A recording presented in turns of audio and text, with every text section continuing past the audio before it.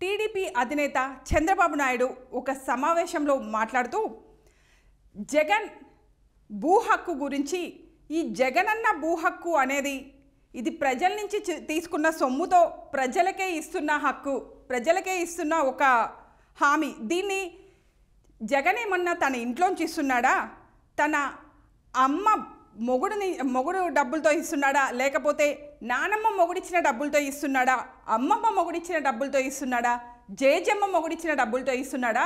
దీనికి ఎందుకు జగనన్న భూ హక్కు అనే పేరు పెట్టుకున్నాడు అని చంద్రబాబు నాయుడు అంటున్నారు.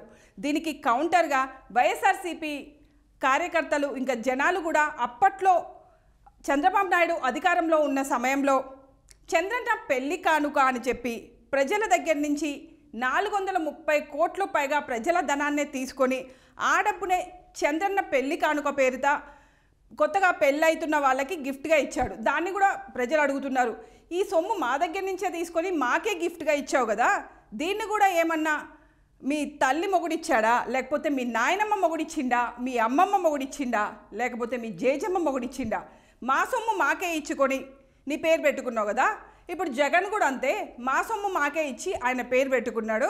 కేంద్ర రాష్ట్ర ప్రభుత్వాలు ఇస్తున్న సొమ్మును, ప్రజల దగ్గర నుంచి ట్యాక్సుల రూపంలో తీసుకుంటున్న సొమ్మును మీ పేరు మీద మాకు ఇవ్వడం ఎప్పటి నుంచో ఆనవాయితీగా జరుగుతూనే ఉందిగా. దీనికోసం ఇంత పెద్ద పెద్ద మాట్లాడడం ఎందుకని ఆంధ్ర రాష్ట్ర ప్రజలందరూ చంద్రబాబు నాయుడిని క్వశ్చన్ మార్క్గా అడుగుతున్నారు.